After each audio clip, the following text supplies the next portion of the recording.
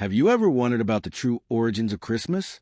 Beyond the red suits, jingling bells, and twinkling lights, there exists a deeper, more ancient world, one that is woven with saints, spirits, and gods whose faces are hidden behind the traditions we celebrate today.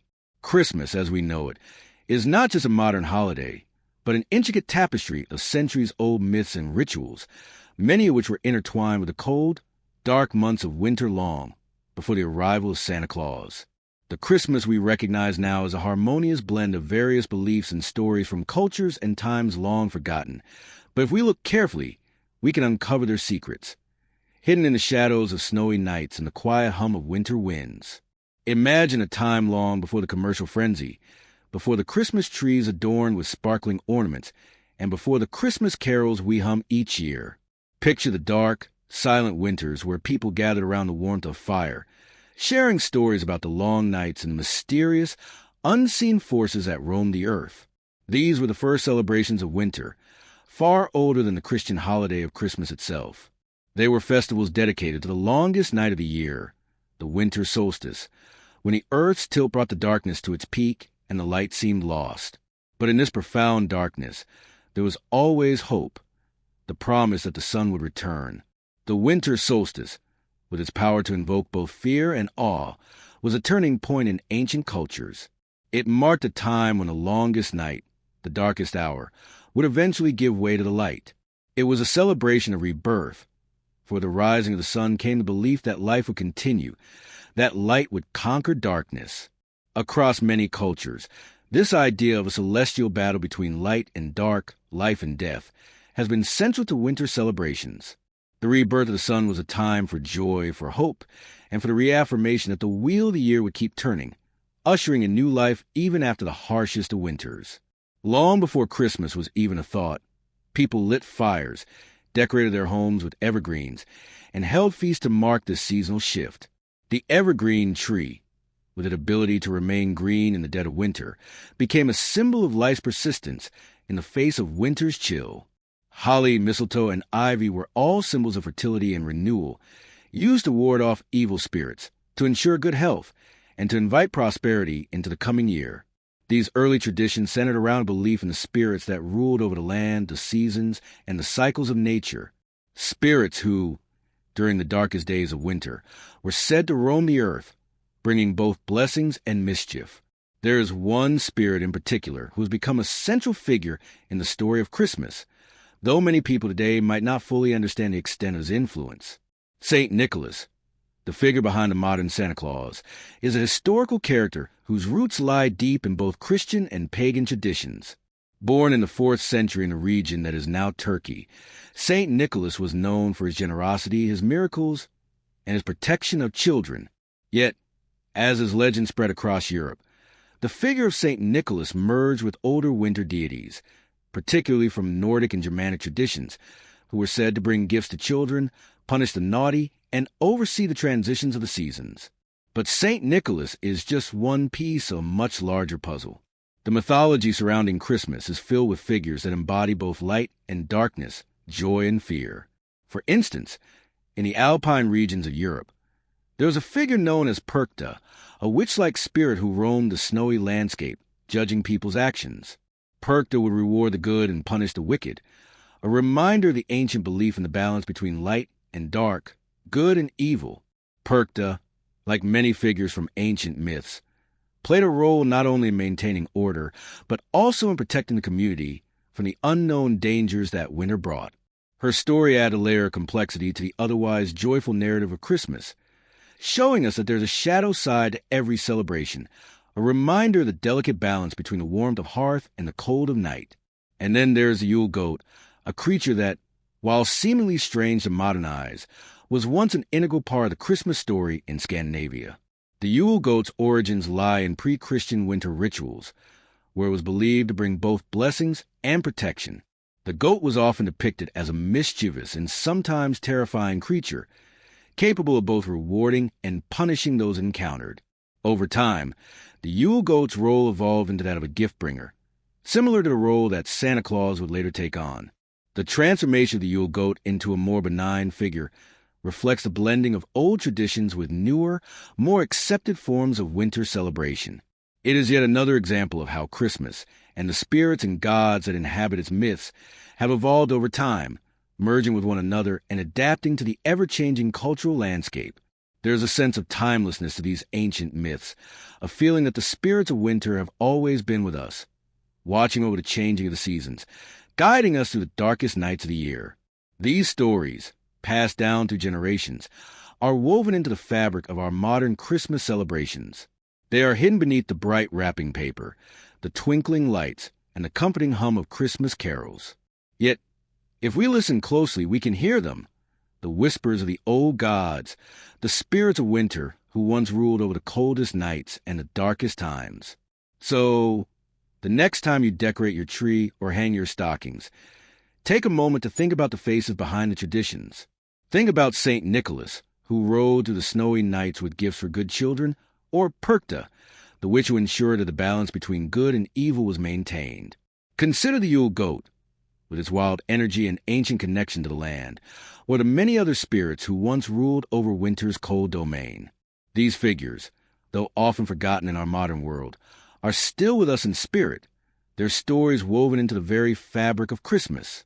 They remind us that, even in the coldest, darkest times, there is always hope, always the promise of light returning, and always the knowledge that we are not alone in the silence of winter.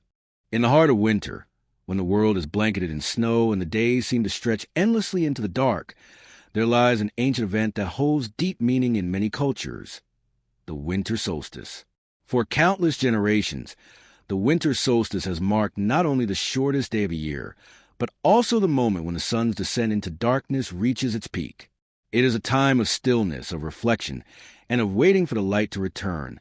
Long before the Christmas we know today, this day was celebrated as a powerful and sacred moment, the turning point in the seasonal cycle, a time when light began its slow but certain return to the earth. To the ancients, the winter solstice was more than just a celestial event. It was a profound moment of cosmic significance, when darkness gave way to the possibility of renewal. The sun, in its apparent retreat from the sky, seemed to die each year, only to be reborn on this fateful day. This period of stillness and quiet darkness was seen as the death of the old year, with the promise of a new beginning. It is no wonder that this day, so full of mystery and symbolism, became central to winter celebrations across various cultures, laying the groundwork for many of the traditions that eventually evolved into Christmas. In the northern latitudes, where the cold of winter is most intense, the winter solstice was especially important. For these peoples, the return of the sun was a symbol of survival, a sign that the harsh winter, with its freezing winds and endless nights, would eventually give way to the warmth and light of spring. Communities would gather around fires, lighting torches and decorating their homes with evergreens, believing these symbols would help guide the sun back into the sky. The evergreen tree, which stood defiant and green to the coldest months, became a symbol of eternal life, a reminder that even in the darkest times, life could endure. Holly, mistletoe, and ivy, plants that retained their color through winter, were also used in these early rituals to ward off evil spirits and bring good fortune in the coming year. While the winter solstice was a time for celebration, it also carried a deep sense of reverence. In many ancient cultures, the solstice was seen as a time when the barriers between the physical world and the spiritual world were at their thinnest. This belief in the proximity of the divine, of gods, spirits, and ancestors added a mystical quality to the celebration.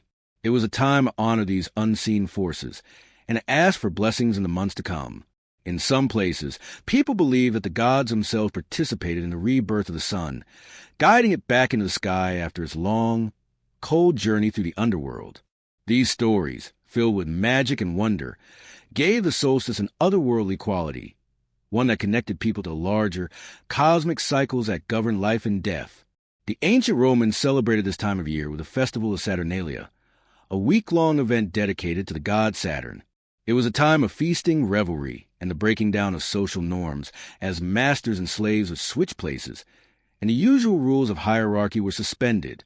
It was a joyous occasion, filled with laughter, merrymaking, and the giving of gifts, a celebration of abundance and light that contrasted sharply with the starkness of surrounding winter landscape.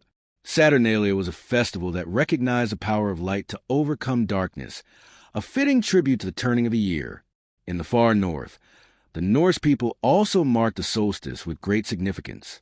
The Yule celebration, which we now associate with Christmas, was deeply connected to the solstice and the return of the sun. For the Norse, Yule was a time to honor the gods, particularly the god of the sun, Sol, who was believed to travel across the sky in a chariot pulled by horses.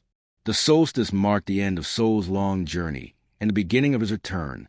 People would light bonfires to welcome the sun back, a practice that was believed to help keep the darkness at bay and to encourage the sun's strength to grow.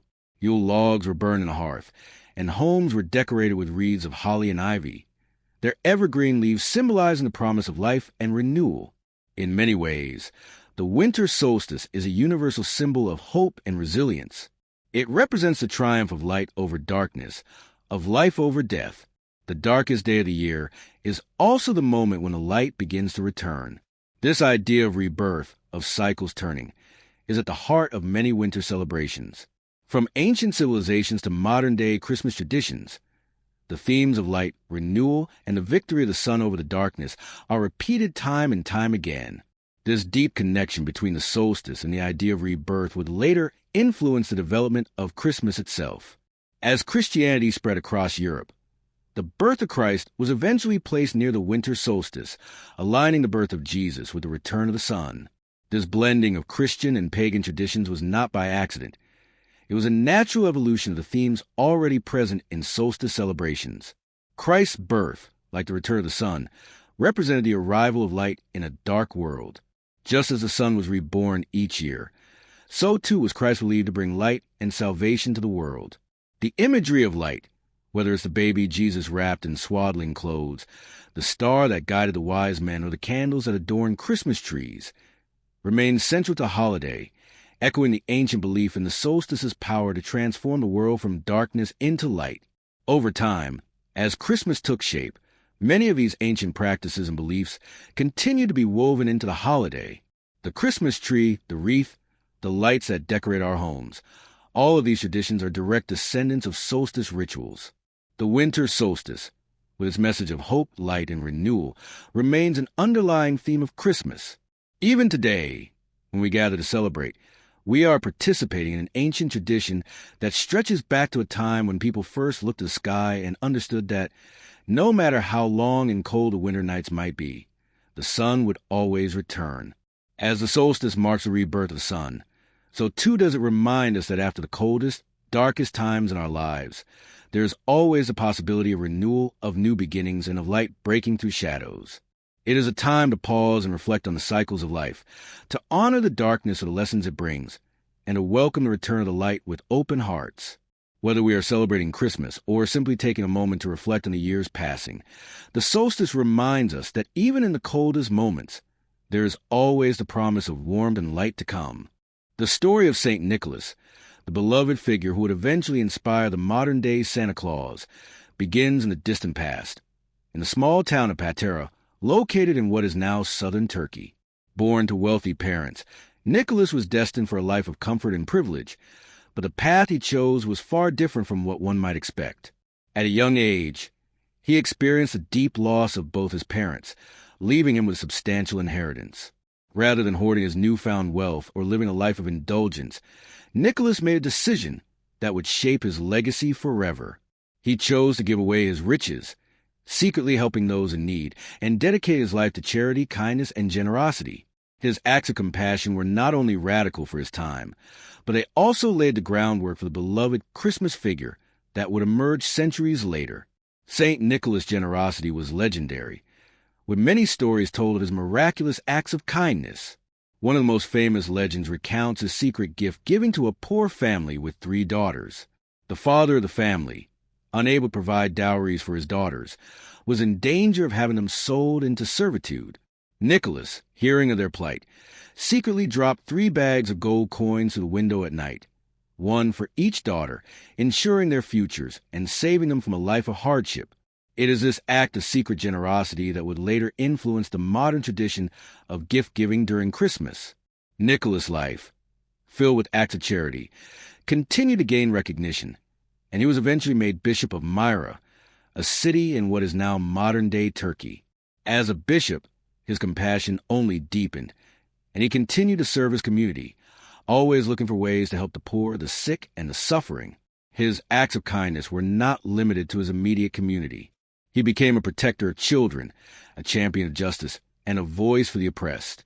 Throughout his life, Nicholas was known for his miraculous deeds, such as calming storms to save sailors, bringing people back from the brink of death, and even bringing a dead child back to life in one of his most famous miracles.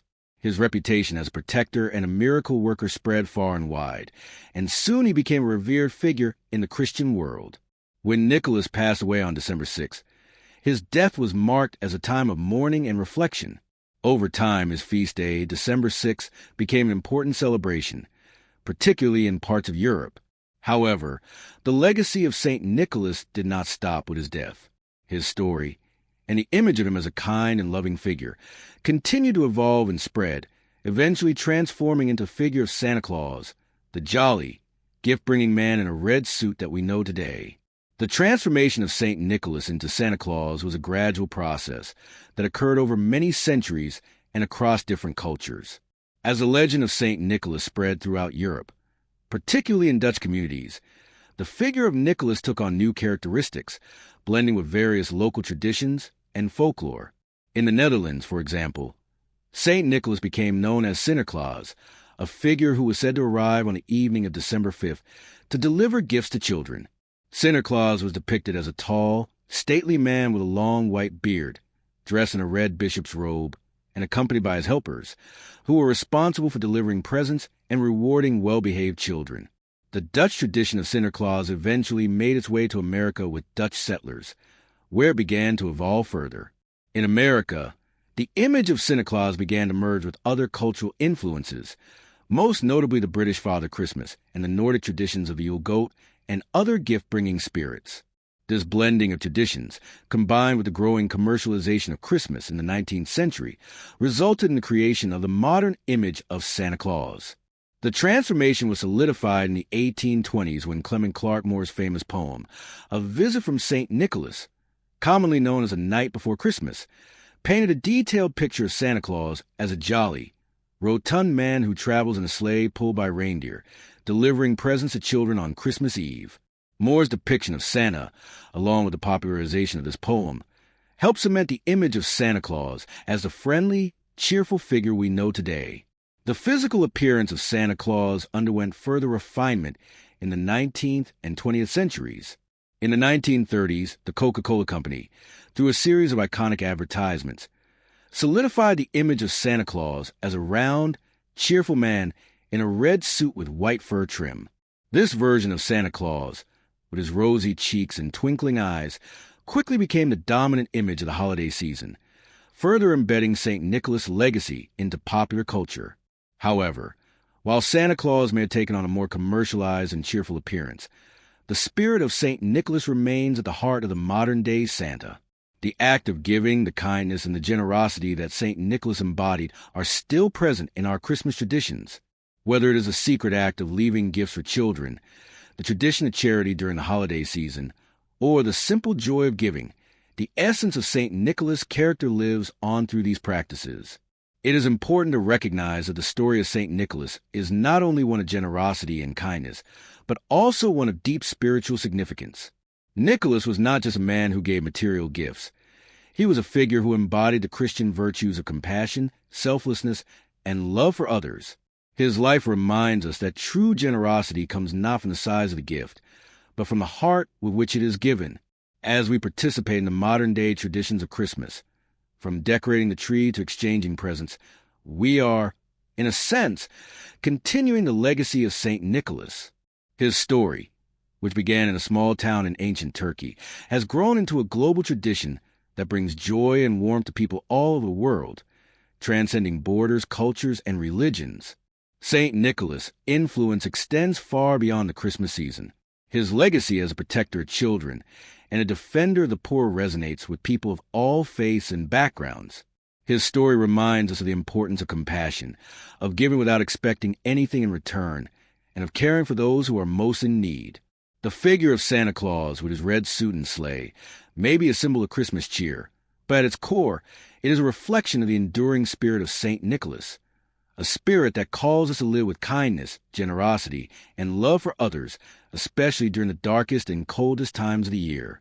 In this way, Saint Nicholas' story, much like the Christmas holiday itself, is a reminder that we are all part of a larger, timeless tradition, a tradition of hope, light, and compassion, one that stretches back to ancient times and continues to evolve as we move into the future. And as we carry on these traditions, we are not only honoring the memory of the saint, but also embracing the deeper meanings that lie at the heart of Christmas itself, the values of kindness, generosity, and the belief that even in the darkest times, light will always return. As the legend of Saint Nicholas spread across Europe, the figure of Santa Claus, a Dutch variant of the saint, began to take root in various cultures, shaping the figure we now recognize as Santa Claus. This transformation was not instantaneous. It was a gradual evolution that spanned centuries, drawing on a mix of Christian tradition, pagan customs, and the rich folklore of Europe.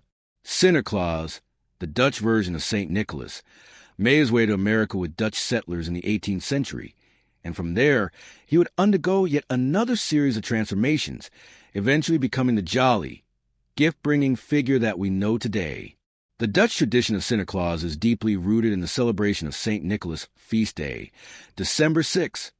Santa Claus is depicted as a kind, elderly man with a long white beard, dressed in a bishop's robe and mitre, and carrying a crozier. In the Netherlands, Santa Claus would arrive on the evening of December 5th, known as Sinterklaasavond or St. Nicholas Eve, and bring gifts and treats to well-behaved children. His helpers, known as Zwart Piet, Black Peter, would assist him by delivering presents and punishing those who had been naughty. The figure of Santa Claus, with his solemn, dignified appearance, retained many of the characteristics of the original St. Nicholas, yet there was a marked difference in the way he was perceived. Santa Claus was not just a symbol of charity and generosity, but also a figure of authority, reminding children to behave and keep in line with societal expectations.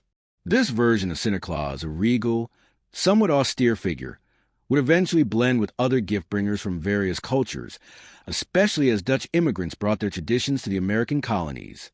The early American versions of Santa Claus were influenced by British and German traditions, including the figure of Father Christmas, a cheerful, jolly figure associated with Christmas, as well as the Germanic and Nordic customs of gift-bringing spirits. These spirits, like the Yule goat and the Wild Hunt, were associated with the winter solstice and the return of the sun. As these traditions merged, they contributed to the creation of a new, distinctly American version of Santa Claus. One of the key moments in the evolution of Santa Claus came in 1823, when Clement Clarke Moore wrote the poem A Visit from St. Nicholas, better known as The Night Before Christmas. This poem, first published anonymously and later attributed to Moore, played a significant role in shaping the modern image of Santa Claus. In Moore's poem, Santa is described as a jolly old elf who travels in a sleigh pulled by reindeer and delivers toys to children on Christmas Eve. The poem's vivid descriptions of Santa's appearance, his round belly, his red suit trimmed with white fur, and his cheerful demeanor, solidified the image of Santa Claus as a warm, friendly, and rotund figure, a sharp contrast to the more austere Santa Claus. The poem also introduced many other elements that would become central to the modern conception of Santa Claus. Santa's reindeer, for example, were introduced as part of the poem's narrative, creating a whimsical and magical element that would captivate the imaginations of children. The names of the reindeer, Dasher, Dancer, Prancer, Vixen, Comet, Cupid, Donner, and Blitzen, had become as iconic as the figure of Santa himself. The sleigh, which was said to be full of toys, emphasized the idea of Santa as a magical gift-bringer, delivering presents to children all around the world in a single night. The idea of Santa Claus flying through the sky, guided by the light of the North Star, further cemented his status as a figure of wonder and mystery. In the years that followed, Santa Claus would continue to evolve, especially as commercial interests began to take hold in the 19th and 20th centuries. One of the most significant milestones in this evolution came in the 1930s, when the Coca-Cola Company began using Santa Claus in its holiday advertisements. The company's advertisements, which featured Santa Claus drinking a bottle of Coke, played a key role in popularizing the now ubiquitous image of Santa Claus as a jolly, red-suited man with a white beard and a cheerful, plump demeanor. The Coca-Cola ads, along with the continued success of Moore's poem and other popular stories, helped to further solidify Santa Claus as the central figure of Christmas in the modern era. The image of Santa Claus as we know it today is a far cry from the stern and solemn figure of Sinterklaas. Today, Santa is depicted as a warm, merry, and approachable figure, one who embodies the spirit of giving, joy, and celebration. His image, now universally recognized, has become an essential part of Christmas traditions around the world, from the decorations that adorn homes to the letters that children write in hopes of receiving gifts.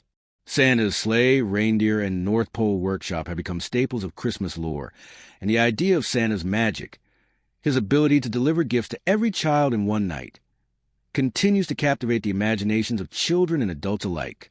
But while the modern image of Santa Claus may be cheerful and commercialized, it is important to remember that his origins are deeply rooted in the values of generosity, kindness, and charity. Saint Nicholas, the original inspiration for Santa Claus, was a man of deep compassion and selflessness, known for his acts of kindness and his dedication to helping those in need.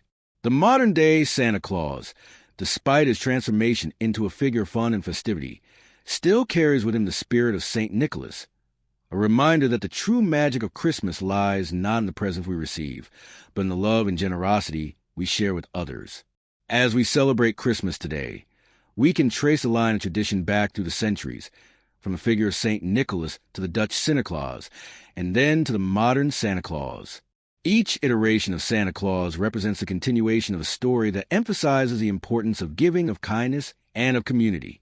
The evolution of Santa Claus from a solemn bishop to a cheerful, rotund gift-bringer reflects the changing nature of Christmas itself, a holiday that has adapted and evolved over time while maintaining its core values. At its heart, Santa Claus is not just a figure who delivers presents on Christmas Eve. He is a symbol of the Christmas spirit, a reminder that Christmas is a time for love, generosity, and joy. Whether you are placing presents under the tree, writing a letter to Santa, or simply enjoying time with family and friends, the legacy of Santa Claus reminds us that the true magic of Christmas lies in the joy we bring to others, in the kindness we share, and in the love that connects us all. The transformation of St. Nicholas into Santa Claus is a story of evolution, of cultural exchange, and of the enduring power of tradition. And as we look back on the many faces of Santa, we are reminded that, in a world that is constantly changing, the spirit of Christmas remains timeless. In the snowy landscapes of Scandinavia, where the chill of winter bites deep into bones and the long nights stretch endlessly, there exists a figure whose roots trace back to ancient rituals, long before the Christmas traditions we know today. The Yule goat, a figure woven from the fabric of Norse and Germanic folklore, was once a prominent symbol in the winter celebrations of the Nordic peoples. Though its role has evolved and softened over the centuries, the Yule goat remains a powerful emblem of the ancient spirit of the season, representing both the wild, untamed energy of winter and the promise of rebirth and renewal that comes with the return of the sun. The origins of the Yule goat are difficult to pinpoint precisely, but they can be traced to pre-Christian traditions in Scandinavia, where the winter solstice was a time of intense significance. For the Norse people, the solstice marked not just the darkest day of the year, but also the turning point when the sun will begin its slow return, bringing light and warmth back to the world. During this time, the Yule goat was thought to play a central role in the festivities surrounding the rebirth of the sun, a time when people celebrated the triumph of light over darkness. In ancient times, the Yule goat was not the jolly gift-bringer we might associate with Christmas today, but rather a wild, somewhat fearsome figure who embodied the raw power and unpredictability of the winter season. In many ancient traditions, the Yule goat was believed to be a spirit or a creature that roamed the land during the winter months, visiting homes and people to either bring blessings or cause mischief, depending on the behavior of those it encountered. The Yule goat was often depicted as a creature with horns, a symbol of its connection to the powerful forces of nature, and its role in winter rituals was to help drive away evil spirits and protect the community during the long, dark months. As Christianity began to spread across Europe and the pagan traditions slowly faded, the figure of the Yule goat transformed, gradually becoming a more benign figure associated with the gift-giving spirit of Christmas. By the 19th century, the Yule goat had evolved into a figure who, like Santa Claus, brought gifts to children during the Christmas season. In Sweden, for instance, the Yule goat, or julbok, was believed to visit homes on Christmas Eve, delivering presents to good children. The gift-giving Yule goat became a central part of Swedish Christmas celebrations, often depicted as a mischievous but benevolent figure, sometimes shown with a bundle of straw in hand, and sometimes accompanied by a retinue of helpers. This more festive version of the Yule goat shared similarities with the modern-day figure of Santa Claus, but with distinct differences. While Santa is typically associated with a sleigh and reindeer, the Yule goat was often depicted on foot or in a cart drawn by goats, emphasizing its ancient ties to the natural world and the agricultural cycles that governed life in ancient Scandinavia. The connection to goats, animals that were central to the economy and mythology of the Norse peoples, further reinforced the Yule goat's role as a symbol of fertility, renewal, and the power of nature. Goats were not only essential to everyday life, but also featured prominently in Norse mythology, where the thunder god Thor's chariot was drawn by two goats, and where the goat in general was associated with strength and vitality. The Yule goat also had a role in the seasonal rituals that accompanied the solstice celebrations. During these ceremonies, which were often held in the home, people would burn a Yule log in the hearth, and the ashes of the log were believed to carry magical properties. The Yule goat was sometimes connected to these fire ceremonies, as its presence was thought to ensure that the coming year would be one of abundance and good fortune. The burning of the Yule log was a ritual that symbolized the return of warmth and light to the world, and the Yule goat's role in these celebrations was to protect the community, ward off evil spirits, and usher in the renewal of the sun. The customs surrounding the Yule goat, while distinct from those of Santa Claus, were also a reflection of the same underlying themes that characterize the Christmas season today: the celebration of light, renewal, and the triumph of good over evil. As the centuries passed and the Yule goat's role became more firmly rooted in the Christmas traditions of Scandinavia, it began to take on a more symbolic and festive role, particularly in the form of decorations. In Sweden and Finland, for example, it became common to craft small Yule goats out of straw, which were placed in homes as a reminder of the ancient rituals associated with the solstice and the return of the sun. Despite the Yule goat's transformation into a gift-bringer, its connection to the ancient world of Norse mythology and the winter solstice remains a powerful one. It is a reminder of a time when winter was not just a season to be endured, but a time of deep spiritual and cultural significance, when the community came together to mark the longest night and to celebrate the promise of light returning to the world.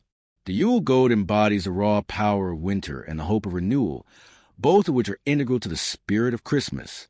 In modern times, the Yule goat is still a beloved symbol of Christmas in Scandinavia, where it is often seen in Christmas decorations and holiday markets.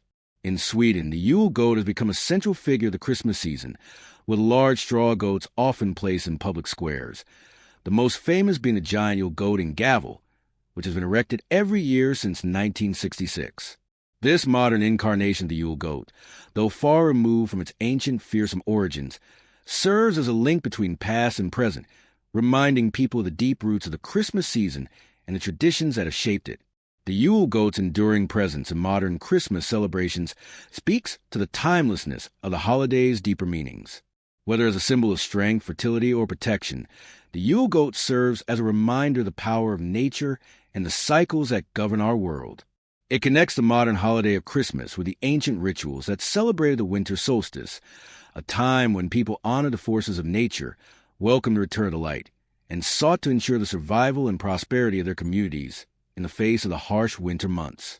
The Yule goat, in all its forms, is a testament to the enduring power of myth and tradition, a symbol of the mysteries of winter and the hope that even the longest, coldest nights will eventually give way to the warmth and light of a new season. In the high, icy mountains of the alpine regions, where the cold winds howl and the snow piles up in thick blankets, there exists a figure that embodies both the dark and the light of winter's harshest months. Perchta, the winter witch, is a powerful spirit whose myth intertwines with both the ancient belief of the region and the Christian customs that later took root there. Known as a Lady of the Alps, Perchta is a dual-natured figure, one who rewards the good and punishes the wicked, embodying the fragile balance between order and chaos, light and dark, which defines the winter season. Her story is one of both terror and protection, of a presence that looms large during the coldest, darkest time of the year, reminding people the consequences of their actions and the importance of upholding traditions. The earliest depictions of Perchta are rooted in pre-Christian pagan beliefs. In these ancient traditions, Perchta was seen as a goddess of fertility, abundance, and the home. She was also closely associated with the winter season, a time when the cycle of life and death seemed to reach its most extreme. As the long nights of winter stretched on, Perchta would emerge from her mountain dwelling to oversee the final stages of the year, ensuring that people had prepared for the harsh months ahead. Her role was not just to protect, but also to maintain balance, making sure that people upheld the seasonal rhythms of nature. This often meant ensuring that they respected the cycles of the earth, particularly the rituals of harvest and the practice of preserving food for the winter. With the rise of Christianity in the region, the figure of Perchta began to take on a more sinister aspect. No longer just a goddess of abundance, she transformed into a witch-like figure, one who would punish those who failed to live up to the moral and social standards expected of them. In Christianized versions of the myth, Perchta was often portrayed as a dark and vengeful spirit who would come down from the mountains during the 12 days of Christmas to inspect people's homes and ensure that they had kept their promises, performed their duties, and followed the strict codes of behavior expected by the community. Those who failed to meet her expectations were said to suffer severe consequences, ranging from a frightful encounter with Perchta herself to more gruesome fate of having their bellies slit open, their insides replaced with straw and rocks, a terrifying image of retribution and judgment. Perchta's dual nature, both benevolent and terrifying, is a reflection of the contradictions inherent in winter itself. Winter, in the ancient world, was a time when survival was far from certain. The harsh cold, the scarcity of food, and the isolation that came with the long nights created an environment in which people were forced to confront both the light and the dark aspect of existence. The winter months were a time of reflection, but also a time of fear and danger. Perchta, as a figure who could bring both blessings and punishment, embodies the idea that the winter season was a time when both the forces of nature and the actions of humans could tip the balance between life and death, light and darkness.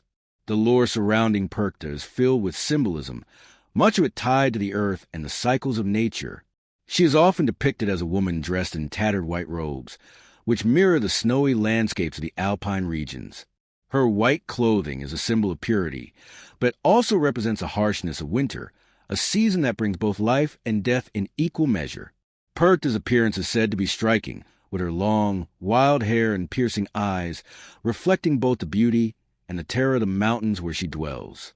In some versions of the myth, Perchta is said to have a disfigured, monstrous appearance, her body unnaturally elongated or even animalistic, further reinforcing her connection to the untamed forces of nature.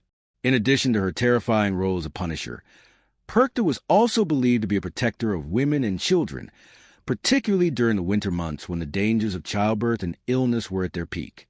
In this aspect of her mythology, she is seen as a maternal figure, one who ensures that those in her care are safe and well provided for. This maternal side of Perchta is especially evident in the custom of Perchtenlauf, or Perchta's processions, which were held in the alpine regions during the winter months. These processions, in which people dressed as Perchta and other winter spirits, were meant to drive away evil spirits and ensure that the coming year would be one of prosperity and health. The figure of Perchta, in this context, was a symbol of both protection and renewal, bringing a sense of hope during the darkest time of the year. In many alpine villages, the belief in Perchta persisted well into the Christian era, with her influence seen in the customs and rituals surrounding the Christmas season.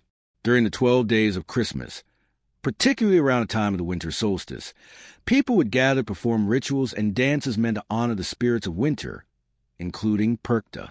The tradition of the Perchtenlauf, in which people dress in elaborate costumes and masks to represent the spirits of winter, was a way of channeling Perchta's power, ensuring that the winter months would pass without misfortune, and that the harvest would be bountiful when spring arrived.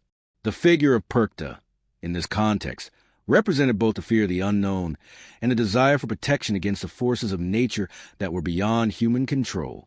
In modern times, the figure of Perchta has faded from public consciousness in many parts of the world, yet her myth still holds a place in the cultural traditions of the alpine regions. While the terrifying aspects of Perchta's character have largely been forgotten, her image as a protector of women, children, and the community endures, particularly in the form of festivals and traditions that celebrate the return of light during the winter months. Perchta is still a reminder of the ancient belief in the power of winter spirits, those beings who inhabit the space between the seasons, watching over the natural world and ensuring that the delicate balance of life is maintained. As the modern world moves further away from the ancient rituals and beliefs that once governed the rhythms of life, the figure of Perchta continues to serve as a link to the past, a reminder of a time when the forces of nature and the spirits of the land were not only believed to influence the world around us, but were actively worshipped and feared. Her story is one that reflects the contradictions of winter itself, the cold, the darkness, the terror, and the hope, reminding us that even in the harshest of seasons, there is always a possibility of renewal, and that even in the most terrifying aspect of life, there is often a deeper purpose that we must strive to understand and embrace. Perchta, the winter witch, continues to live on in the stories, the traditions, and the rituals that honor the forces of winter, and in doing so, she ensures that the mysteries of the season remain as captivating and relevant today as they were in the past. The figure of Krampus, the fearsome, horned creature from Alpine folklore, holds a place in the Christmas traditions of Central and Eastern Europe that is as dark and mysterious as it is fascinating. He is the antithesis of the jolly, gift-bringing Santa Claus, embodying the darker, more unsettling aspects of the holiday season. Krampus is a creature of nightmare and folklore, a being whose origins stretch back to pre-Christian times, when ancient peoples looked at forces of nature with both reverence and fear. In the modern world, Krampus has been reimagined in various forms, but his roots in the ancient myths of the Alpine regions remain as strong as ever. The figure of Krampus is believed to have originated in the pagan traditions of the Alps, where winter was seen as a time of danger and uncertainty. In these ancient cultures, the winter months were fraught with peril. Cold, famine, and disease were common threats, and the long, dark nights brought with them an atmosphere of fear and mystery. The harshness of the season was often personified in deities and spirits that embodied both the terror and the beauty of winter. One such spirit was Krampus, who, unlike the benevolent St. Nicholas, was not concerned with rewarding the good, but rather punishing the bad. Krampus was a creature of shadow, a being who lurked in the darkness, waiting for those who had been naughty rather than nice. Krampus is typically depicted as a large, horned creature with the body of a goat, covered in shaggy fur, with a long, forked tongue hanging from his mouth. His eyes are often said to be glowing with an eerie red light, and his fangs and claws give him a truly terrifying appearance. His legs are often shown to be hooved, further reinforcing his connection to ancient animalistic spirits, and he carries with him a bundle of birch branches or a whip with which he is said to punish misbehaving children. In some versions of the myth, Krampus also carries chains, which he rattles as he moves through the villages, instilling fear in the hearts of those who hear them. His very presence is a reminder of the dark side of winter, the time when the cold and the dark seem to hold dominion over the world, and the line between life and death becomes thinner. Krampus' role in the holiday season is as a counterpart to St. Nicholas, who, according to traditions of the region, would reward good children with gifts on the evening of December 6th, St. Nicholas' feast day. However, while St. Nicholas brought joy and presents to the well-behaved children, Krampus was said to deal with those who had misbehaved during the year. In some versions of the tale, Krampus would simply frighten the naughty children, rattling his chains and using his birch branches to strike them. In more terrifying depictions, Krampus would carry off the worst offenders, dragging them into the darkness with him, sometimes to be eaten or taken to his lair. In some areas, the tradition included a terrifying ritual in which a person would dress up as Krampus and visit children's homes, frightening them with his appearance and warning them of the consequences of their bad behavior. This figure of Krampus, with his dark and threatening appearance, served as a reminder to children to be good, for the consequences of misdeeds could be dire. While Krampus' role as a punisher of bad children is central to his myth, his character also carries a deeper, more complex symbolism. Krampus represents the darker side of the holiday season, the part of Christmas that is often ignored in favor of the more cheerful, gift-giving traditions. He is a reminder that Christmas is not just a time for celebration and joy, but also a time of reflection, when the balance between good and evil is examined. Krampus serves as a figure of moral judgment, a creature who ensures that those who stray from the path of righteousness are held accountable for their actions. In this way, he embodies the ancient traditions of winter, when the forces of nature were believed to have a moral dimension, and when the darkness of the season could either be a time of reflection and growth or a time of punishment for those who fail to uphold the values of their community.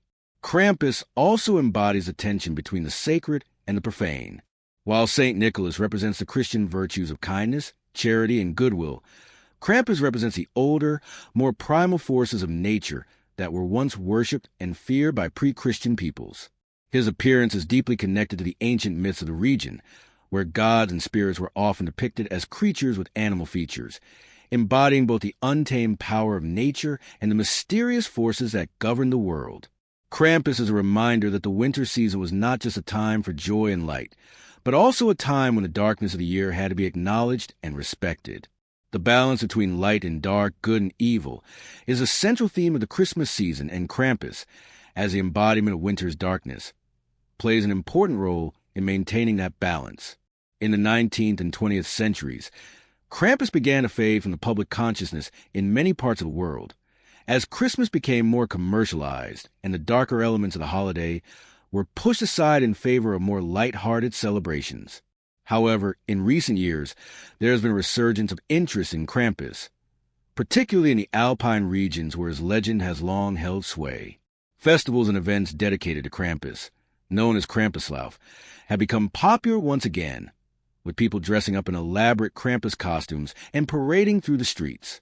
These events have brought a new sense of vitality to the myth of Krampus, reminding people of the ancient traditions that once dominated the Christmas season and reintroducing a figure who is as much a part of the holiday's history as Santa Claus.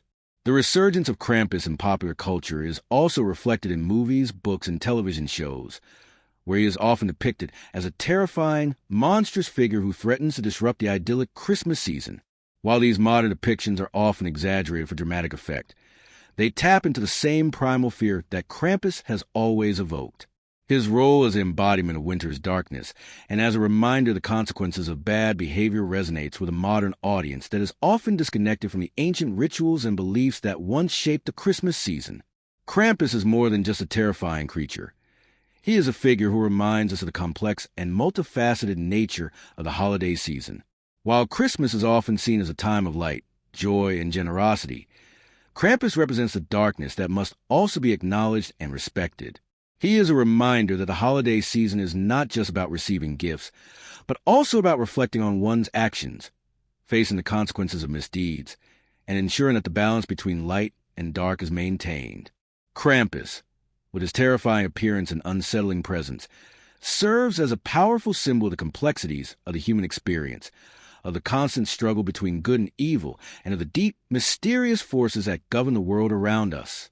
Whether feared or embraced, Krampus remains a key figure in the folklore of Christmas, a dark counterpart to the jolly spirit of Santa Claus, and a reminder that even in the light of Christmas, the darkness is never far behind. The Christ kind, a figure whose name and image are deeply embedded in the Christmas traditions of German-speaking countries, represents a unique blend of Christian and folk traditions that has evolved over centuries. Unlike the familiar figure of Santa Claus or St. Nicholas, the Christ kind is a more ethereal and spiritual figure, a childlike being who is often depicted as an angelic presence, delivering gifts to children during the Christmas season. The Christ kind, meaning Christ child in German, is closely associated with the birth of Jesus Christ, but its role in Christmas celebrations is distinct, carrying with it a blend of religious significance and pre-Christian customs. The origins of the Christ kind can be traced back to the 16th century in Germany, particularly in the regions of the Holy Roman Empire. It was during this time that the Protestant Reformation was beginning to take hold, and many Protestant communities sought to distance themselves from the Catholic traditions surrounding St. Nicholas. One of the most significant changes was a decision to shift the focus of Christmas gift-giving away from St. Nicholas, and instead place it on the Christ kind, a figure who could embody the Christian ideals of generosity, compassion, and the spirit of Christ's birth. The Christ kind was envisioned as a young, pure, and innocent child who brought gifts not as a reward for good behavior, but as a symbol of Christ's love and grace. The Christ kind was first introduced as the central figure of Christmas gift-giving in the city of Nuremberg in 1545, where a Protestant pastor named Martin Luther proposed the idea as a way to focus a holiday on Christ's birth rather than on the figure of St. Nicholas, who had long been associated with the Catholic Church. Luther's influence was profound, and the idea of the Christ kind quickly spread across Germany and into other parts of Europe, particularly in regions where Protestantism had taken root. Over time, the Christ kind began to be depicted in a more angelic form, with golden locks and a glowing, otherworldly presence. The Christ kind was often envisioned as a youthful, blonde-haired figure with wings, carrying a basket of gifts that would deliver to the homes of well-behaved children on Christmas Eve. In the tradition of the Christ kind, it was a child who was seen as the ultimate symbol of hope and renewal, embodying the light and love that Christians believed was brought into the world by the birth of Jesus. This figure, unlike the more jolly and earthly figure Santa Claus, was imbued with a sense of purity, grace, and divine mission. The Christ kind was not merely a bringer of gifts, but a messenger of Christ's teachings, reminding people of the deeper spiritual meaning of Christmas. In this way, the Christ kind was both a continuation of the sacred celebration of Christ's birth and a way to fulfill the secular need for gift-giving and festivity during the holiday season. The role of the Christ kind in Christmas celebrations varies from country to country, but in many parts of Germany, Austria, and Switzerland, it is the Christ kind who is responsible for bringing gift to children on Christmas Eve. In some areas, the Christ kind is said to enter homes through the window, bringing toys, sweets, and other treats to the children. The idea of the Christ kind coming at night and leaving presents is similar to the way in which Santa Claus delivers gifts, but there is a significant difference in the way the Christ kind is perceived. While Santa Claus is often seen as a jolly, earthly figure who rewards good behavior, the Christ kind is more of a divine messenger, an embodiment of the love and grace that Christians believe Christ brought into the world. In some regions, the Christkind's visit is preceded by a special church service, where children are encouraged to reflect on the spiritual meaning of Christmas. This is in stark contrast to the often commercialized and secularized nature of modern Christmas celebrations, which focus more on the exchange of gifts and festive cheer than on the deeper spiritual significance of the season. The Christ kind, in this sense, serves as a reminder of the religious roots of Christmas, helping to refocus the holiday on its Christian origins and encouraging families to take a moment to reflect on the birth of Jesus. In some traditions, particularly in Germany, children would leave a shoe or a small basket out for the Christ kind, along with a note asking for gifts. This was often done on Christmas Eve, and children would wake up on Christmas morning to find their wishes fulfilled. In other regions, children would be visited by a person dressed as the Christ kind, who would hand out gifts and blessings. The Christ kind was often portrayed as a young girl or boy, with a childlike innocence that was meant to represent the purity of Christ's birth. This portrayal of the Christ kind as a child, rather than an adult, reinforced the idea that Christmas was a celebration of the humble beginnings of Jesus, who was born into poverty and simplicity. The figure of the Christ kind continued to evolve over the centuries, and by the 19th century, it had become a central part of the Christmas traditions in many parts of the German-speaking world. During this time, the Christ kind was often portrayed as a young girl with a halo or crown who would visit children's homes in the early hours of Christmas morning, leaving presents in stockings or under the Christmas tree. This version of the Christ kind was a blend of religious symbolism and folk tradition, with the figure taking on both a divine and maternal role. The Christ kind was not just a gift bringer, but a nurturing presence that embodied the warmth and love of the holiday season. As the Christmas traditions of Germany and Austria spread to other parts of Europe and the United States, the figure of the Christ kind was gradually overshadowed by the more familiar figure of Santa Claus. The Americanized version of Christmas, which was heavily influenced by the Dutch tradition of Sinterklaas and the British Father Christmas, became the dominant image of the holiday season in many parts of the world. Santa Claus, with his jolly laughter, reindeer, and gift-laden sleigh, became the face of Christmas, and the Christ kind was relegated to a more obscure role. However, in many parts of Europe, the Christ kind still hold a prominent place in Christmas celebrations, particularly in Germany, Austria, and Switzerland, where its image is closely tied to religious and spiritual aspects of the holiday. In these regions, the Christ kind is still seen as a symbol of purity, grace, and the divine love that is at the heart of Christmas.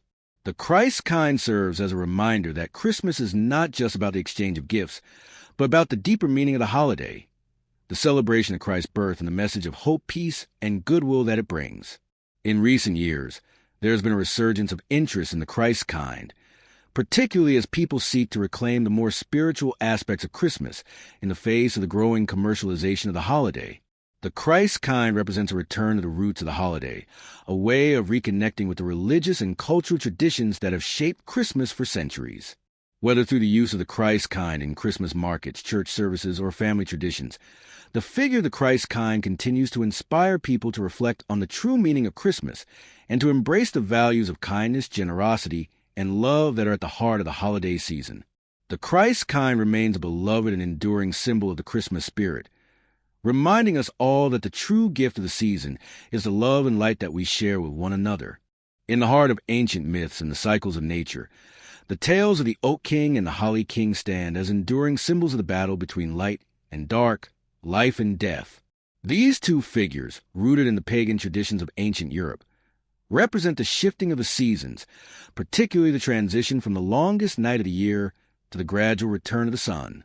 Their mythical struggle, played out in the depths of winter, is more than just a story of two opposing forces. It is an expression of the very essence of life itself, a reminder that light, while seemingly overwhelmed by darkness, will always find its way back, bringing with the promise of renewal and rebirth. The Oak King and the Holly King are often depicted as twin figures, both of whom rule over different halves of the year. The Oak King, symbolizing the summer solstice, is associated with the power of the sun, vitality, and growth. His reign is marked by the longest days of the year, when the sun reaches its peak and the earth is bathed in its warm light. In contrast, the Holly King represents the winter solstice, a time when darkness reigns, and the days are at their shortest. The Holly King is associated with the cold, the stillness of winter, and the necessity of rest and rejuvenation before the cycle of life begins anew. Together, these two figures embody the duality of nature, the balance between the forces of light and dark that govern the natural world.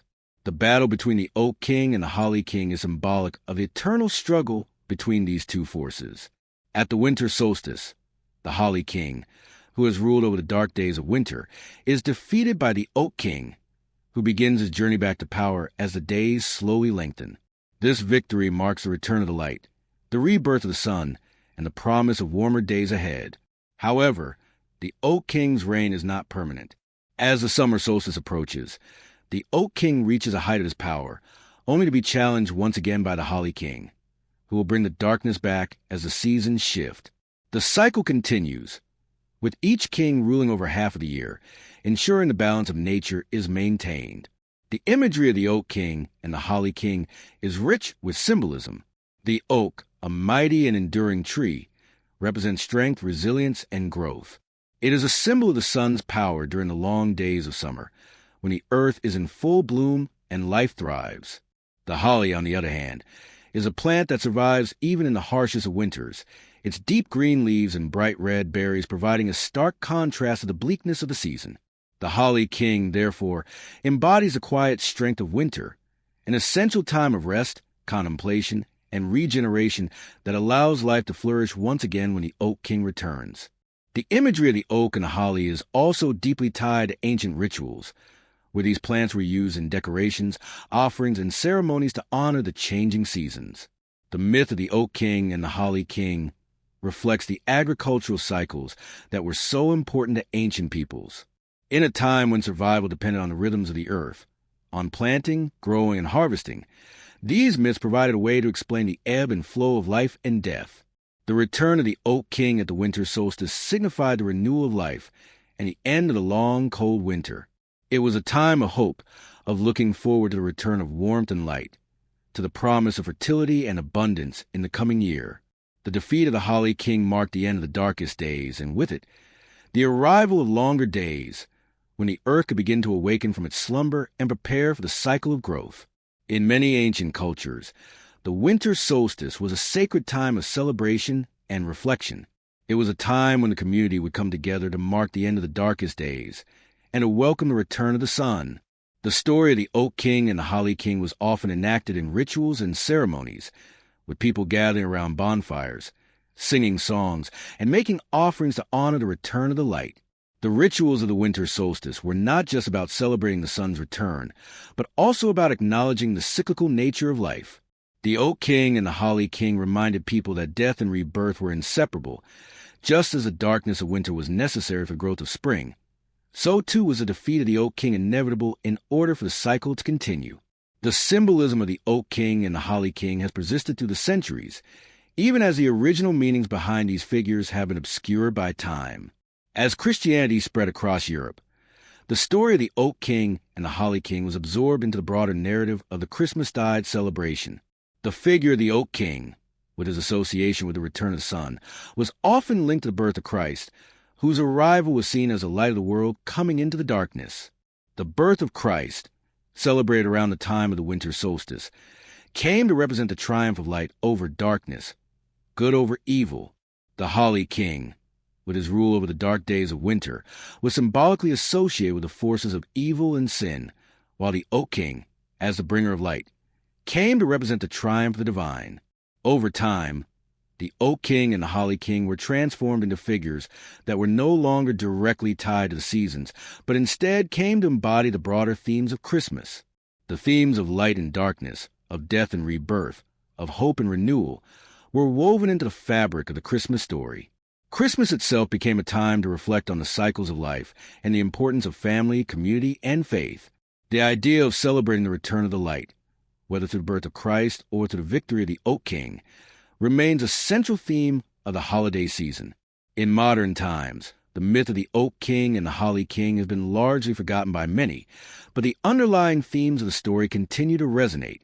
The imagery of the Oak King, representing the strength and vitality of the sun, and the Holly King, representing the quiet resilience of winter, still informs the way we celebrate the changing of the seasons. The winter solstice, though no longer marked by ancient rituals, is still a time of reflection, a moment when we acknowledge the darkness and prepare for the light to return.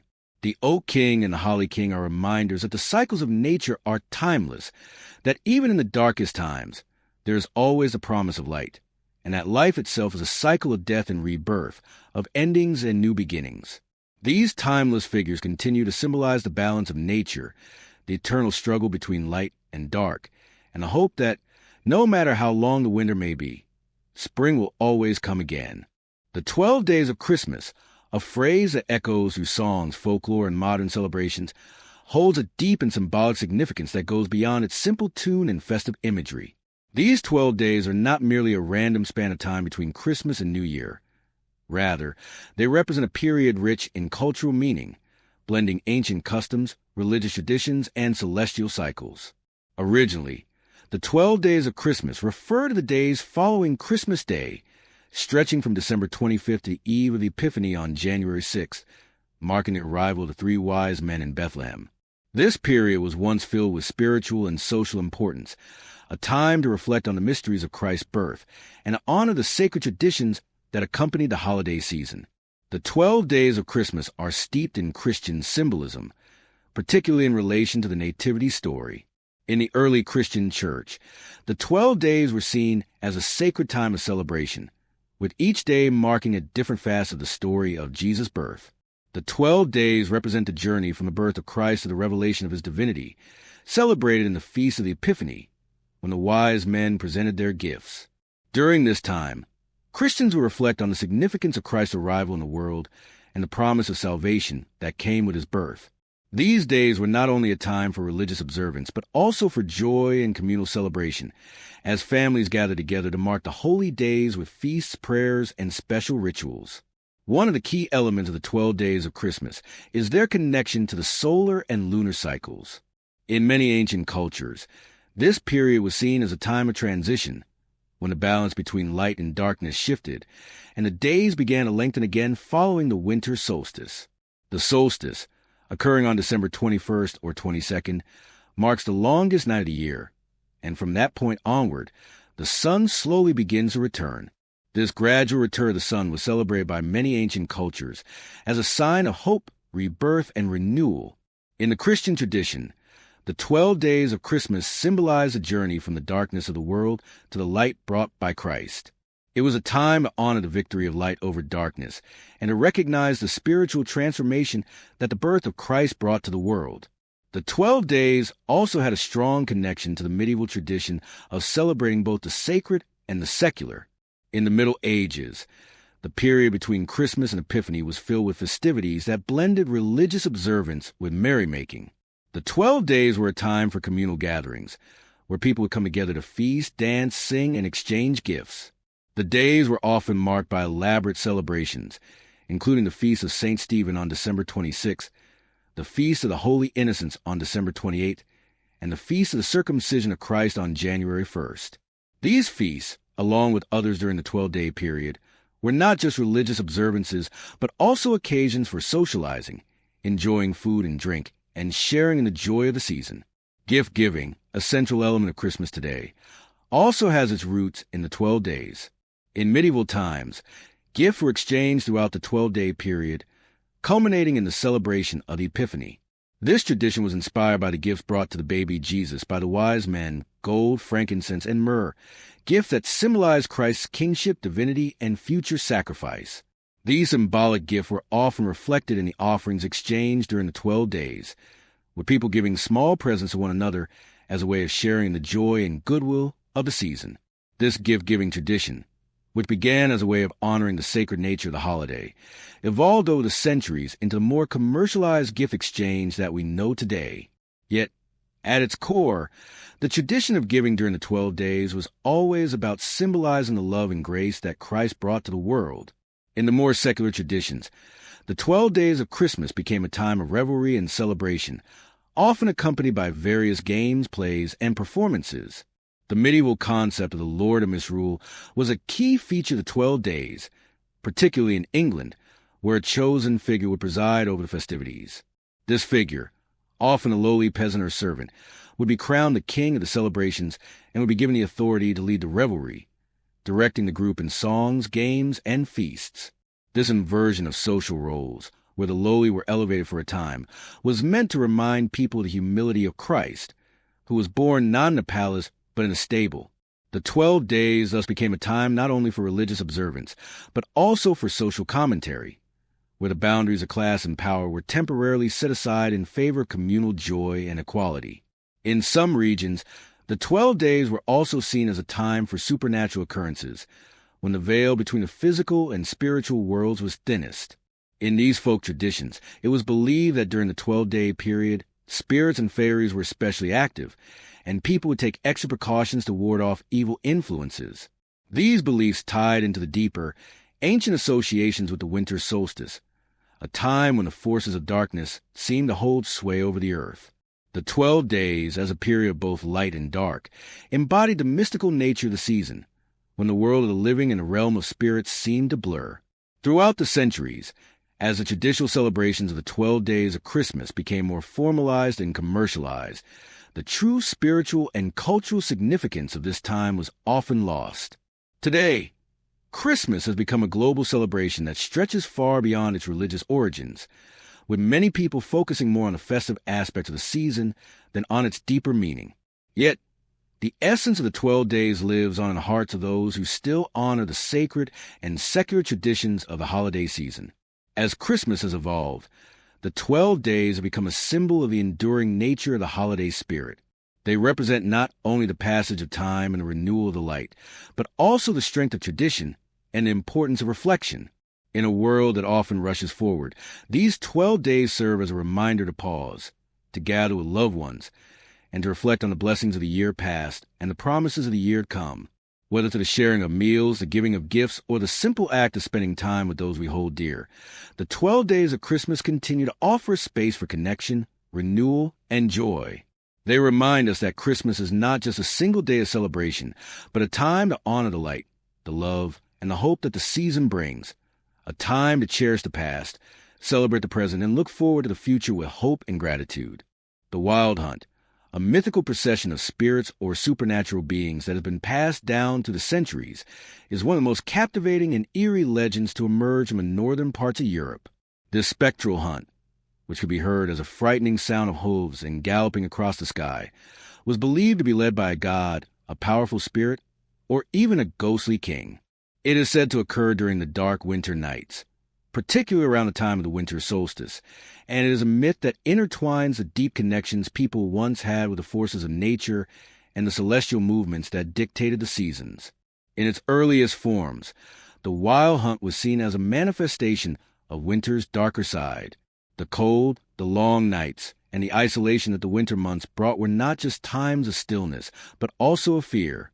The wild hunt embodied the dangers that came with winter: exposure, starvation, and the unknown forces that could take away life as easily as the return of spring promised it. According to myth, the wild hunt would often involve a host of ghostly riders, sometimes accompanied by fierce hounds, riding to the sky on horseback. Their hooves would pound the earth, their howls filling the night as they race across the land, hunting down the lost souls or the wicked. Those who were unlucky enough to hear the wild hunt could expect bad omens, misfortune, or death, as the hunt was said to claim anyone who witnessed it. The leader of this supernatural procession varied depending on the region and the specific legend. In some traditions, it was Odin, the chief of the Norse gods, who led the hunt, riding through the sky with his two wolves, Jerry and Freki, and accompanied by his ravens, Hugin and Munin, who served as his eyes and ears throughout the mortal world.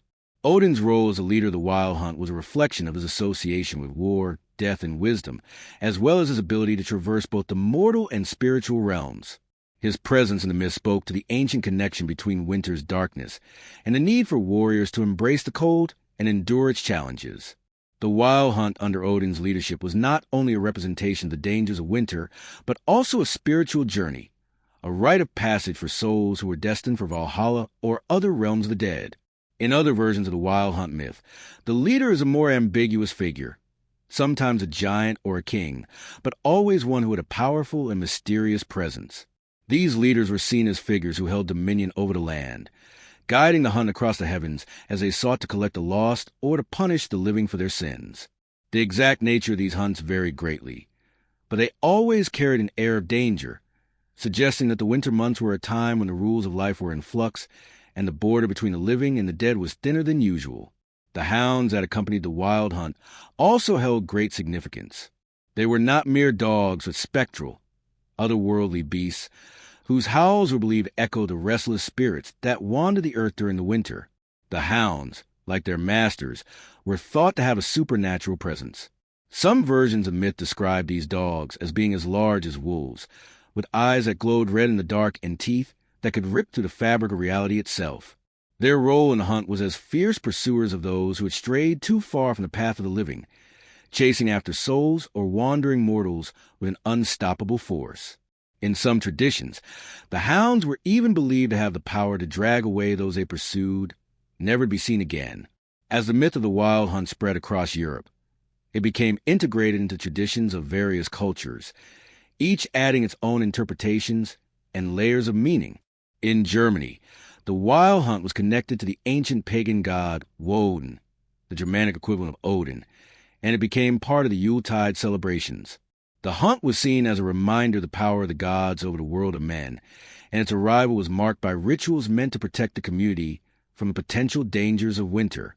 The wild hunt was also seen as a time of great upheaval, a symbol of the forces of nature that would come to claim their due before the arrival of spring. In some Germanic regions, people would offer sacrifices or perform certain rituals to appease the spirits of the hunt and ensure their survival through the winter.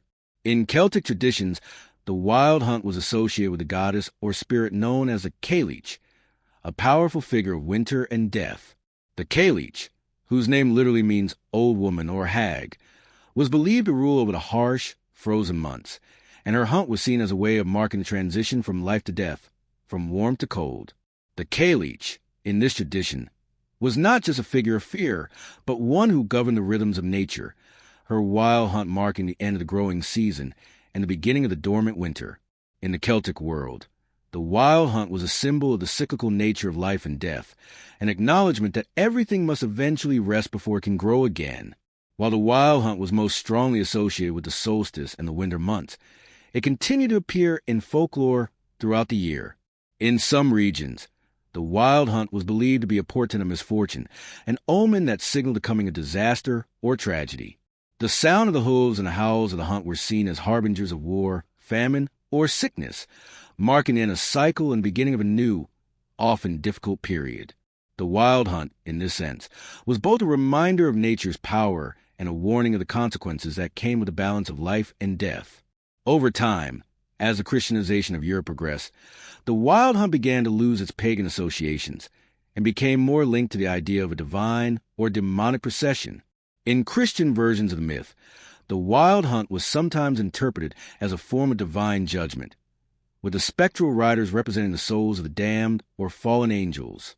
The Kalich and Odin's figures were reinterpreted as either saints or demons, depending on the religious lens through which they were viewed. In these Christianized versions, the wild hunt took on a more punitive role, reminding people of their mortality and the consequences of straying from the righteous path. Despite the shift in its meaning, the wild hunt retained its place in folklore and culture, and it was even adopted into later European traditions. In certain regions, people would still mark the period around the winter solstice with festivals or rituals meant to honor the wild hunt and its supernatural riders. The image of the wild hunt, with its spectral horses and haunting riders, remains one of the most iconic and enduring symbols of winter's darker side. The hunt is a reminder that even in the darkest seasons, when the world seems cold and empty, the spirits of the past are still active, and the forces of nature continue to rule over life and death. The wild hunt, whether understood as a myth, a warning, or a celebration, continues to captivate the imagination, inviting us to reflect on the power of the natural world and the eternal struggle between light and darkness. As the long nights of winter stretch into what seems like endless darkness, there is a deep sense of anticipation that grows in the hearts of those who look to the coming of the sun. The winter solstice, the shortest day of the year, is not just a moment when the Earth's tilt brings the longest night, but it is also a time of profound significance, symbolizing a cosmic rebirth. The solstice, which has been celebrated by ancient civilizations for millennia, is the moment when light begins its slow and steady return. As the days grow longer, the sun's warmth and its light are seen as a promise of hope, renewal, and new beginnings. For many cultures, the winter solstice marks the death of the old year and the birth of the new. It is a time to honor the forces of nature, the turning of the seasons, and the cycles of life. This moment, when the darkness of winter is at its peak, holds a profound spiritual meaning. It is a time when people come together in the darkness to wait for the return of the light, both literally and symbolically. The winter solstice serves as a reminder that no matter how long the winter nights may seem, the sun will always return, bringing warmth and renewal to the earth.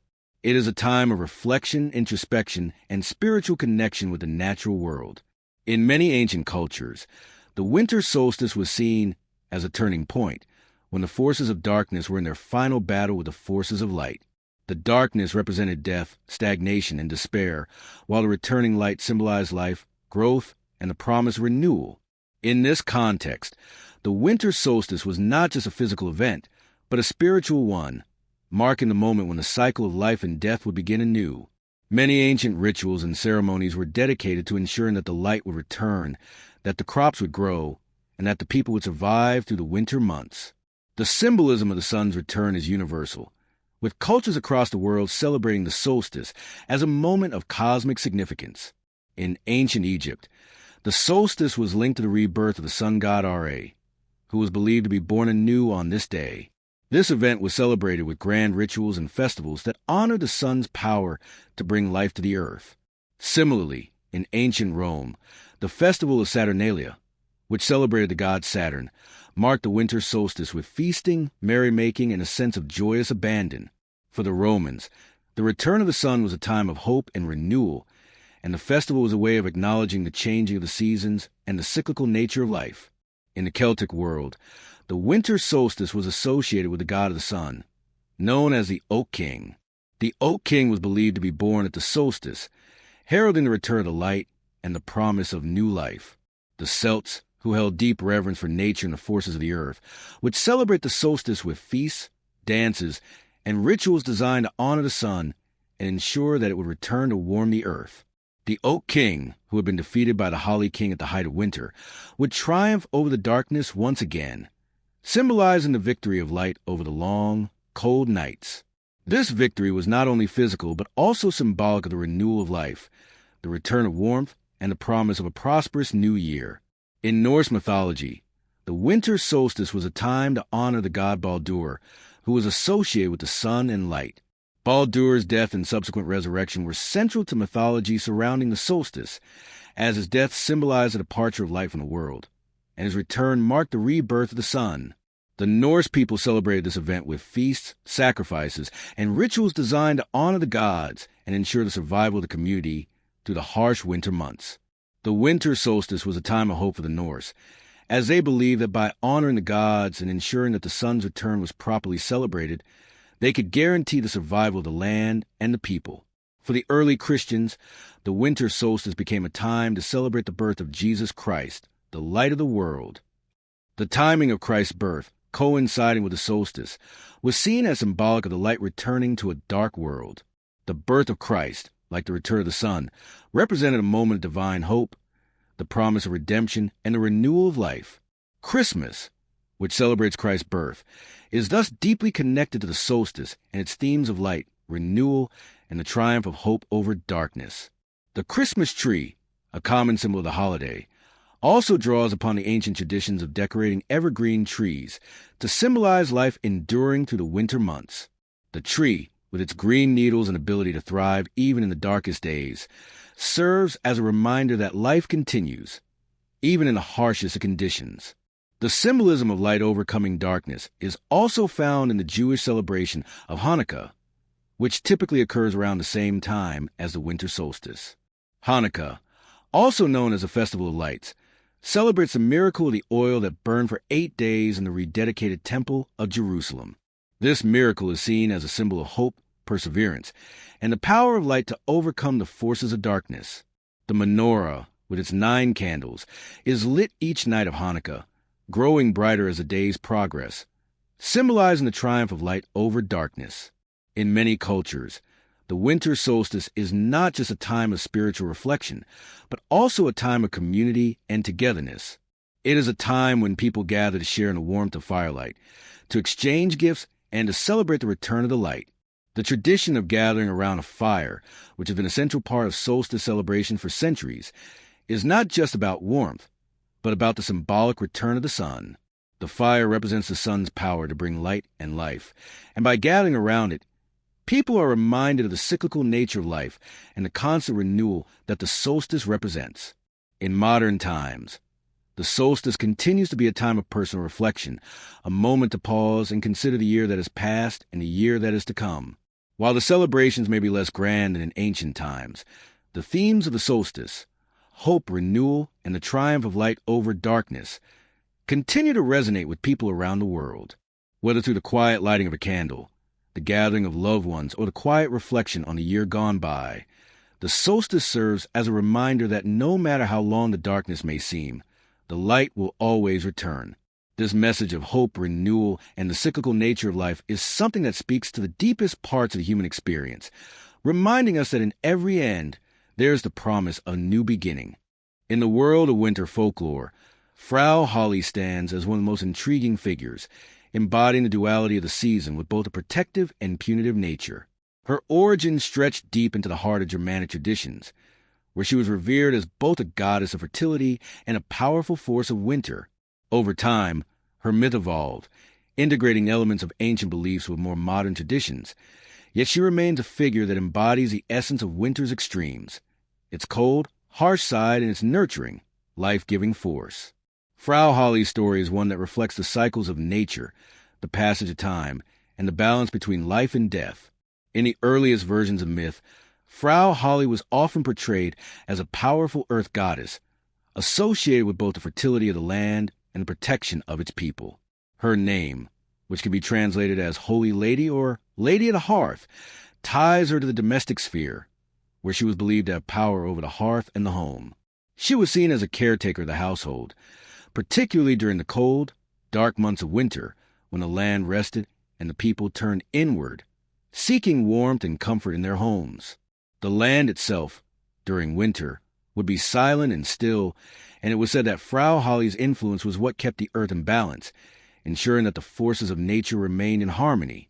However, Frau Holly's connection to winter wasn't just one of warmth and protection.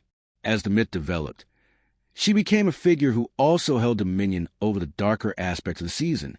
In her later depictions, she was often seen as a figure who could both reward and punish, depending on behavior of the people who encountered her.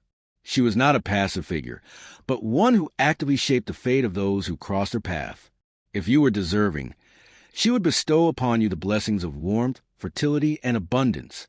But if you were careless or disrespectful, Frau Holly's retribution could be severe, reflecting the harshness of the winter season. One of the most enduring elements of Frau Holly's mythology is her role as a figure of transformation. In some versions of the tale, she is said to live in a world parallel to ours, often described as a realm of snow and ice, and it is in this place that she performs her most mysterious and important work.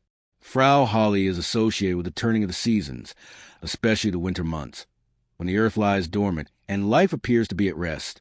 It is said that when Frau Holly shakes her feather bed, snow falls upon the earth, blanketing the world in white and signaling the arrival of winter. This act is one of both beauty and destruction, as the snow is a symbol of purity and renewal, yet it also represents the cold, sometimes deadly side of winter. The land is both refreshed and silenced by her work, much like the way winter brings both a sense of peace and a reminder of the fragility of life. Frau Holly's role in mythology reflects the ancient understanding of the cyclical nature of life and death. Winter, in many cultures, was seen as a time of death, a time when nature withdrew into itself to rest and regenerate. But it was also a time when the earth was preparing for new life to emerge in the spring. Frau Holly's shaking of her feather bed was seen as a necessary part of this cycle. Without the snow, the earth would not be prepared to receive the new growth that would come with the spring. Snow, in this context, was not simply an obstacle to be overcome, but an essential part of the process of rebirth and renewal. Another aspect of Frau Holly's mythology is her role in guiding souls. In some versions of the story, she is said to guide the souls of the deceased to the afterlife, leading them through the cold, snowy landscape to the place where they would rest. Her association with the underworld and the passage between life and death gave her profound spiritual significance. She was seen as a protector of those who were transitioning from the physical world to the spiritual, ensuring that they would find their way safely through the darkness of winter and into the peace of the afterlife. This connection to the dead and to the spiritual world further emphasizes Frau Holly's role as a liminal figure, someone who operates in the space between life and death, between winter and spring, between darkness and light. The myth of Frau Holly also features a deep moral lesson, one that reflects the values of the cultures from which she sprang. The tale of Frau Holly, as told in the famous fairy tale collected by the Brothers Grimm, tells the story of two sisters, one kind and industrious, the other lazy and selfish. When the kind sister is sent to Frau Holly's home, she is rewarded with gold for her hard work and good nature, while the lazy sister, who does nothing but complain, is punished by being covered in pitch. This story, while entertaining, carries a deep message about the rewards of virtue and the consequences of vice. It is a reminder that the winter months, much like life itself, are a time when one must work hard and remain respectful in order to receive the blessings that life has to offer. La Befana, the Christmas witch of Italy, hold a unique and fascinating place in the folklore surrounding the holiday season, distinct from the figures of St. Nicholas or Santa Claus, but equally beloved in Italian tradition. Her story weaves together elements of ancient mythology, Christian symbolism, and regional customs, making her one of the most intriguing and complex figures associated with the celebration of Christmas. Unlike the jolly and benevolent Santa Claus, La Befana is depicted as an old, wise woman with a somewhat mischievous side, embodying both kindness and a touch of mystery. The legend of La Befana traces its roots back to pre-Christian Italy, where she was thought to be an ancient winter figure. Her name, which is derived from the word Epiphania, refers to the Feast of the Epiphany, which occurs on January 6 and celebrates the visit of the three wise men to the newborn Jesus. In the Christian version of her story, La Befana is portrayed as a humble, old woman who lived alone, dedicated herself to her home and the care of the local children. The myth suggests that she had once been visited by the wise men as they made their way to Bethlehem, but at that time, she was too busy with her household duties to join them on their journey. Afterward, she regretted not accompanying the Magi and set off to find the Christ child, bringing gifts for him along the way. However, despite her search, she never found him, Some versions of the story suggest that she still roams the world on the night of the Epiphany, delivering gifts to children in an effort to make up for the one child she could not find. In this Christian interpretation, La Befana embodies the themes of repentance, generosity, and fulfillment of promises as she continues her quest to bring joy to children and to honor the child she was unable to meet. She is not just a figure of gift-giving, but one who symbolizes the ongoing search for redemption and the desire to right a past wrong. Her role in the Epiphany celebrations is significant, as she delivers her gifts to children on the night before January 6th, completing the festive cycle of Christmas and leading up to the final act of holiday celebrations in Italy. But the myth of La Befana is not purely Christian in origin, like many holiday figures. Her story is a blend of older pagan traditions and Christian influences. La Befana's roots can be traced back to the ancient Roman festival of Saturnalia, which was celebrated in mid-December and marked the return of the sun and the beginning of the new year. During Saturnalia, there was an emphasis on gift-giving, feasting, and the reversal of social roles, where slaves and masters would swap places for a day. La Befana, in her role as a bringer of gifts, fits into this tradition, but she also represents the more ancient Roman beliefs connected to the winter months and the cycles of nature. La Befana's character has elements that suggest a connection to earlier goddess figures, especially those associated with the home, hearth, and fertility.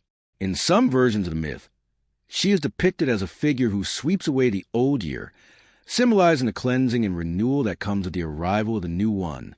The sweeping broom, a key feature of her image, ties her to the ancient symbolism of purification and renewal, reflecting the need to clear away the old in order to make room for the new. This cleansing aspect is particularly important during the winter months, a time when people would have been preparing for the year ahead and facing the hardships that often came with the cold and darkness. The image of La Befana as an old woman with a broom also ties her to folkloric traditions of witches and wise women who had both healing and magical powers. In Italy, there are numerous regional legends and superstitions about old women who were believed to have the ability to ward off evil, bring luck, or influence the course of events with their magical practices. These women were often associated with the natural world, particularly the cycles of the seasons, and were revered for their wisdom and connection to the earth. La Befana, in this context, is a witch who brings not only gifts but also a sense of comfort and continuity to the world during the cold, dark winter months. Unlike the more fearsome witches of European folklore, however, La Befana's magic is generally portrayed as benevolent. She is not a figure to be feared, but one to be loved and respected, as she represents the nurturing aspect of winter and the comfort of home. Her gifts, usually sweets, toys, and small treats, are meant to encourage good behavior in children and to spread joy during the darkest time of the year. In this sense, La Befana is both a protector and a provider, ensuring that the children under her care are treated with kindness and generosity. In some regions of Italy, the Epiphany and La Befana are celebrated with much fanfare, with parades, festivals, and special events dedicated to the holiday. La Befana is often portrayed in these celebrations as an old woman flying on a broomstick, dressed in tattered clothing, with a kind but mysterious look in her eyes. Saint Lucia, a revered figure in Scandinavian and Italian traditions, brings warmth, light, and hope to the long, dark winter months. Her story is rooted in ancient customs and has evolved over time, reflecting a deep connection to the winter solstice and the renewal of light. In Scandinavian countries, particularly Sweden, the celebration of St. Lucia's Day has become one of the most beloved winter traditions, illuminating the darkest days of the year with her radiant presence. Though the holiday is embraced in different ways across cultures, St. Lucia's association with light and her role as a bringer of hope and solace during the coldest and most challenging time of the year remains constant. St. Lucia, or St. Lucy, was a young Christian martyr who lived in the late 3rd and early 4th centuries in Syracuse, Sicily. Her story, as it has come down through history, is one of unwavering faith and devotion. According to legend, Lucia was a noble woman who dedicated her life to serving God and helping the poor. In one version of the story, she chose to remain a virgin and consecrate herself to Christ, offering her dowry to the needy. Her beauty and wealth made her a target for suitors, and when one particularly persistent suitor tried to force her into marriage, she refused, citing her vow to God. As a punishment, she was subjected to brutal treatment, but she remained steadfast in her faith. Lucia's ultimate fate, like many early Christian martyrs, is tragic. She was executed for her beliefs. Yet her death became a symbol of purity, courage, and selflessness. Her name, Lucia, derives from the Latin word lux, meaning light, and this association with light is central to her legacy. Her story, especially her enduring faith in the face of adversity, was an inspiration to many, and over time, she became one of the most prominent saints in Christian tradition, particularly in the regions of Italy and Scandinavia. The festival of St. Lucia's Day, celebrated on December 13th, coincides with the winter solstice, the longest night of the year, making it a particularly poignant moment in the Christian calendar. For many, Lucia's story has transcended religious boundaries, becoming a symbol of hope and resilience for all people, regardless of their beliefs. In Sweden, St. Lucia's Day is a holiday filled with rich symbolism, and it marks the beginning of the Christmas season. On this day, the country celebrates the triumph of light over darkness, and the central figure of the day is always a young girl dressed as St. Lucia, wearing a white robe with a red sash, symbolizing purity and sacrifice, and a crown of candles on her head. This imagery of light is powerful, as it serves as a stark contrast to the dark, cold, and long nights of winter. The celebration of St. Lucia's Day is more than just a ritual. It is a collective embrace of warmth, unity, and the promise of the returning light. The young girl who is chosen to represent St. Lucia in Swedish towns and villages is often referred to as Lucia herself, and she is accompanied by a procession of other girls and boys, all wearing white robes and carrying candles. Together, they sing traditional songs of St. Lucia and usher in the light of the new season. The most famous of these songs is Sancta Lucia, a Swedish carol that speaks of Lucia bringing light in the midst of darkness. The imagery of the candlelit procession is a powerful one, symbolizing not only the return of light after the longest night, but also the inner light that each person carries. The song captures the essence of the holiday: hope, faith, and a light of love that transcends the cold and darkness of the world. In the days leading up to St. Lucia's Day, Swedish homes and schools are filled with preparations. Special foods are baked, including luskatter, saffransbullar or saffron buns, which are sweet, golden pastries shaped like the letter S and traditionally enjoyed during the celebration. These buns, golden in color, symbolize the light that Lucia brings, and their warm, sweet fragrance fills homes, creating a sense of anticipation and joy. The day itself often begins with a Lucia procession in the morning, when the Lucia girl, accompanied by her attendants, visits schools, homes, hospitals, and workplaces, offering a greeting of light and hope. The procession of Lucia and her companions brings a sense of peace, joy, and renewal, reminding people that, despite the hardships and challenges of winter, the light is always coming back. The celebration of St. Lucia's Day in Sweden and other Scandinavian countries has grown to include festive gatherings, church services, and community events. In many homes, candles are lit and the traditional Lucia procession is reenacted. The event is filled with a sense of community and solidarity, as families and neighbors come together to honor St. Lucia and the return of the sun. St. Lucia's Day has become a day of renewal, not only in a spiritual sense, but also in a cultural one, as it brings people closer, helping them face the dark days of winter with strength and togetherness. While St. Lucia's Day is celebrated with grandeur in Sweden, the holiday holds a special place in other countries as well, particularly in Italy. In Sicily, where Lucia's story originated, there are still traditions that celebrate her life and sacrifices. In the city of Syracuse, where Lucia was born, the Feast of St. Lucia is an important religious occasion, marked by processions, prayers, and offerings to the saint. Her feast day, December 13th, is not just a time to reflect on her martyrdom, but also a celebration of her enduring spirit and influence. While the specific customs may differ from those in Sweden, the central theme of light and renewal remains constant. The legend of St. Lucia also resonates in other parts of Europe, particularly in countries with strong Christian traditions.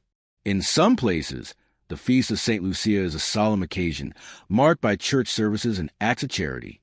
In others, the holiday is celebrated with joy and festivity, bringing together communities in celebration of the return of light. The shared symbolism of Lucia as a bringer of light transcends geographic boundaries, uniting people across cultures with the same hope and message. Even in modern times, the image of St. Lucia continues to inspire. As the world faces challenges, hardships, and darkness, Lucia's story remained a powerful reminder that light will always return. Her life, dedicated to selflessness, kindness, and devotion, serves as a model for people seeking to find hope and meaning in difficult times. The symbolism of St. Lucia's Day, the victory of light over darkness, provides comfort and strength, especially during the winter months when the cold can feel overwhelming. The festival of St. Lucia, in its many forms, is not merely a celebration of the past, but a living tradition that continues to shine brightly in the hearts of those who observe it. It is a reminder that, no matter how dark the world may seem, the light of hope, kindness, and compassion will always find its way through. Just as St. Lucia brought light to the world centuries ago, her spirit continues to guide people through the darkest times, filling their hearts with warmth, love, and the promise of brighter days ahead. Through her story, the tradition of St. Lucia's Day continues to inspire generations, ensuring that the light she brought will never fade.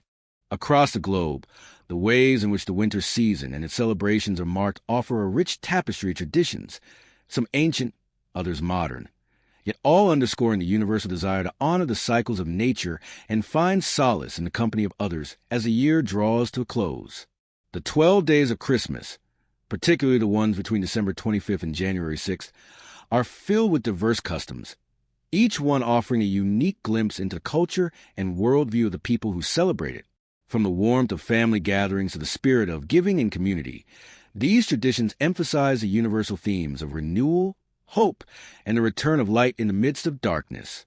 In the Northern Hemisphere, the cold and dark months of winter were historically a time of deep reflection, a pause from the bustling activities of the warmer months, when nature itself seemed to slow down. Winter was a time to come together, to share food, and to honor the cyclical rhythms of life. For many cultures, winter festivals celebrated the triumph of light over darkness, a theme deeply embedded in the celebrations of Christmas and the turning of the year. In many of these traditions, the gift-giving customs, rooted in both ancient and Christian beliefs, were deeply intertwined with the natural world's transition. These customs were not only about exchanging material goods, but about offering goodwill, strengthening social bonds, and ensuring that the community endured the harshness of winter together. In Germany, the Christmas season is steeped in customs that celebrate both the spiritual and the social dimensions of the holiday. Advent, the season leading up to Christmas, is a time of reflection, marked by the lighting of candles on an Advent wreath and the opening of doors on an Advent calendar. This quiet anticipation builds as the holiday approaches, culminating in Christmas Eve, the night when families gather to share a festive meal and exchange gifts. The tradition of decorating the Christmas tree, which has become iconic around the world, has its roots in Germany. The tree, often an evergreen such as a fir or spruce, symbolizes the enduring nature of life even during the cold winter months. It is decorated with candles, tinsel, and ornaments that reflect the values of warmth, light, and prosperity.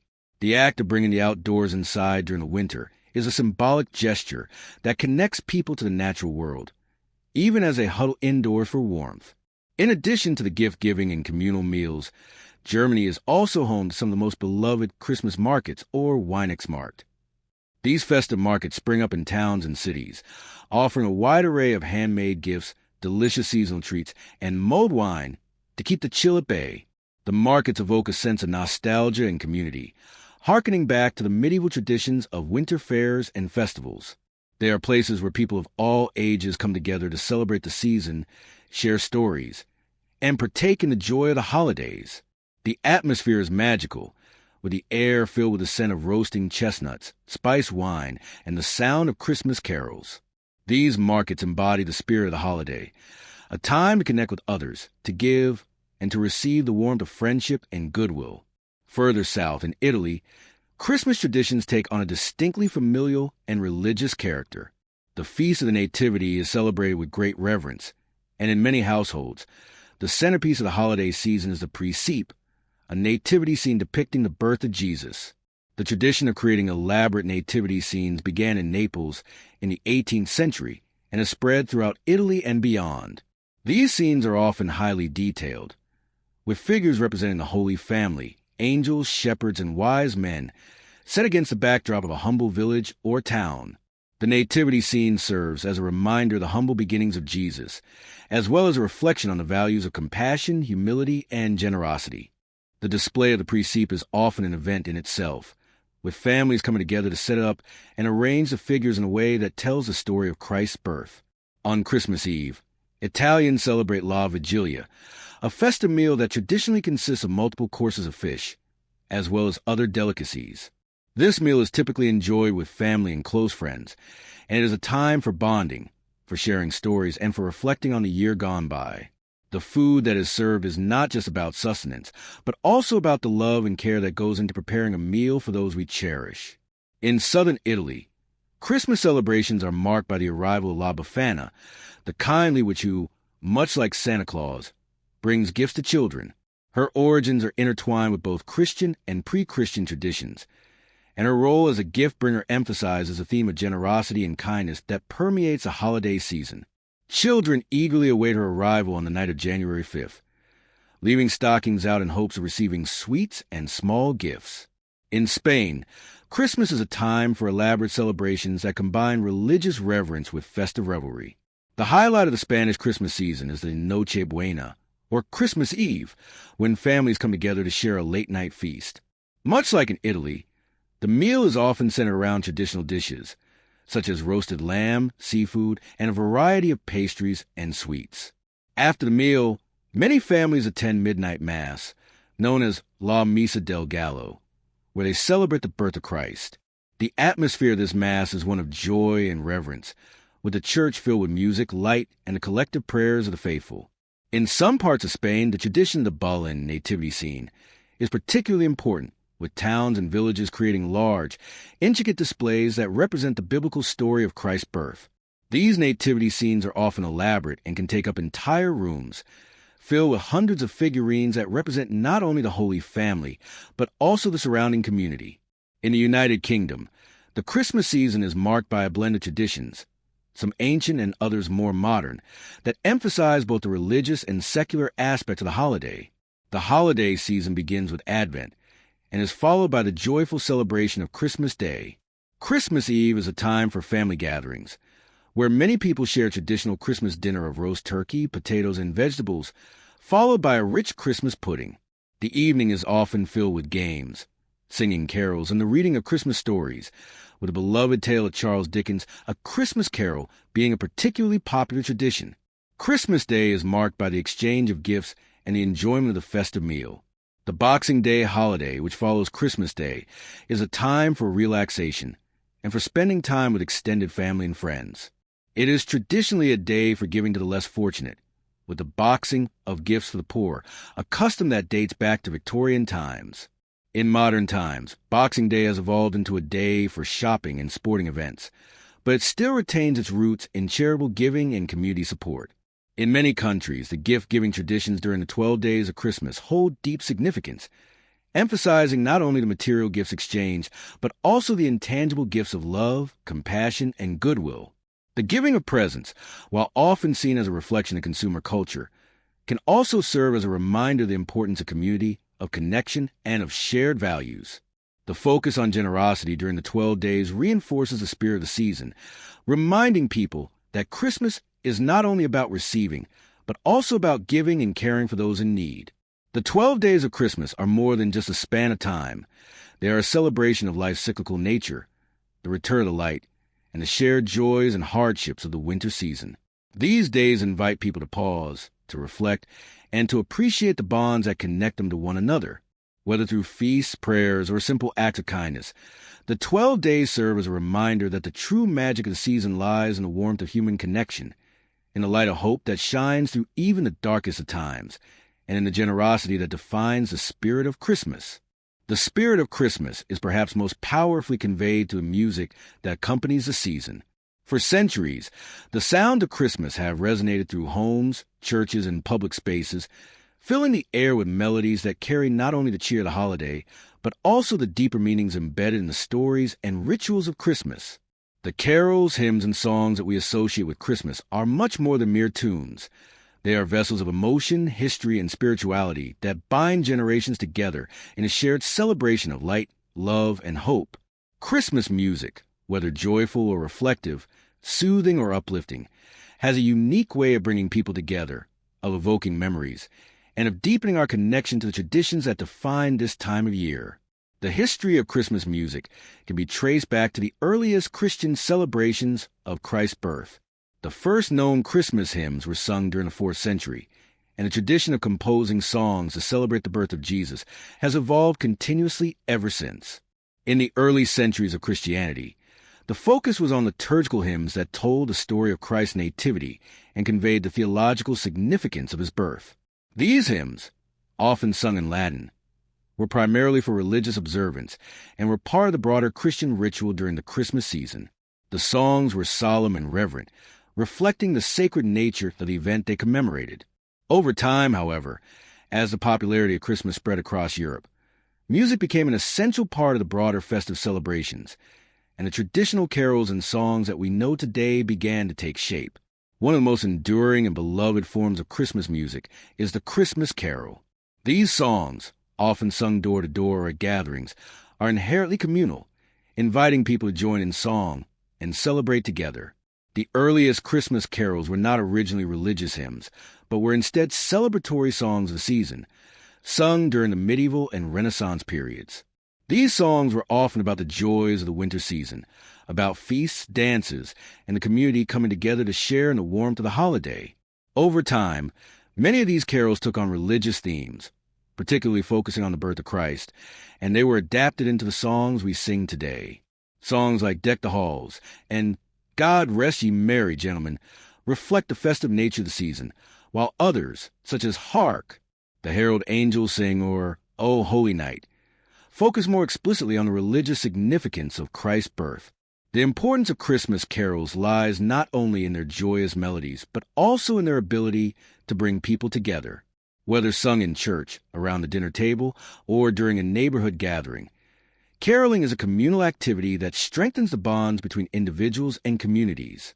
This tradition, which has been passed down through generations, encourages both the young and the old to participate, to come together in song, and to share in the warmth and light that Christmas represents. The act of caroling has a magical quality to it, evoking feelings of nostalgia and unity, reminding people of their shared humanity and their connection to the broader world around them. Alongside the carols, another important tradition is the singing of hymns in church services.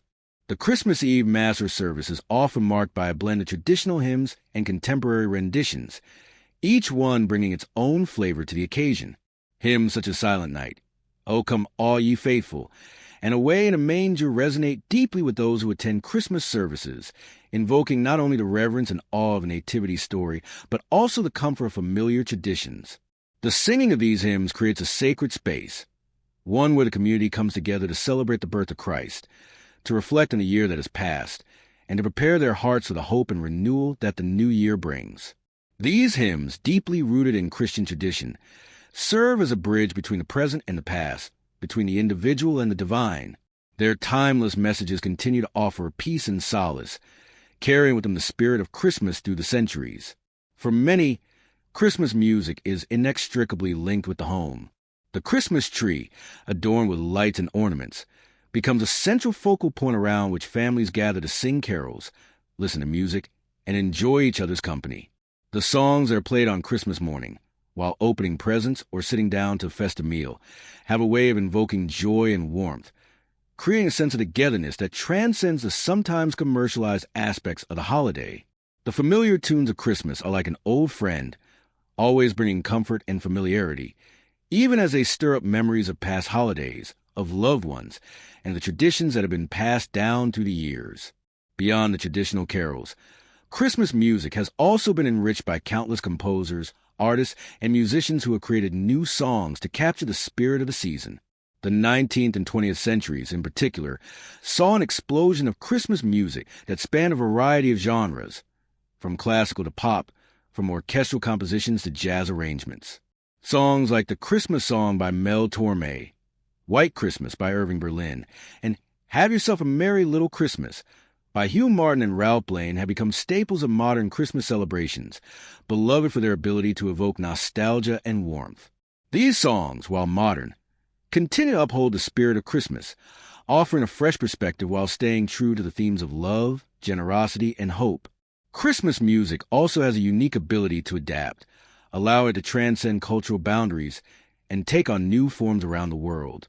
In countries with rich traditions of Christmas observance, such as Mexico, the Philippines, and Latin American nations, the music of the season blends with local folk traditions to create vibrant, joyful expressions of Christmas spirit. In Mexico, for instance, Las Posadas, a traditional song that reenacts Mary and Joseph's search for shelter, is sung throughout the days leading up to Christmas, emphasizing themes of hospitality, community, and the longing for peace. In the Philippines, the Simbang Gabi services are often accompanied by Filipino Christmas carols, which reflect a local culture, while still carrying the universal message of joy and renewal. This adaptability of Christmas music demonstrates its universal appeal, its ability to bring people together no matter where they are from or what their traditions may be.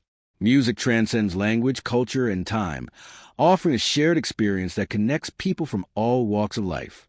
From the first carol sung on Christmas Eve to the last note played on New Year's Day, the sounds of Christmas echo through the hearts of those who celebrate, reminding everyone the beauty and wonder of the season.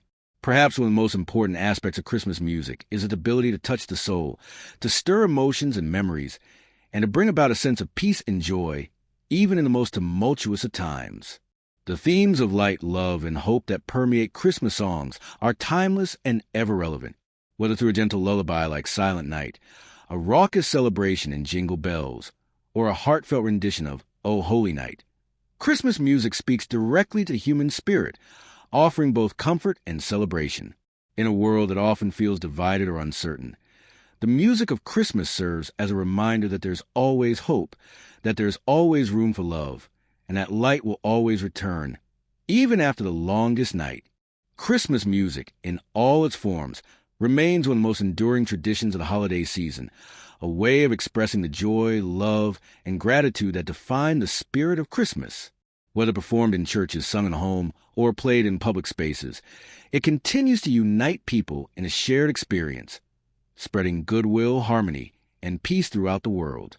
As the carols fill the air, they offer a reminder that, no matter the challenges we face, there's always a light of Christmas to guide us through the darkness.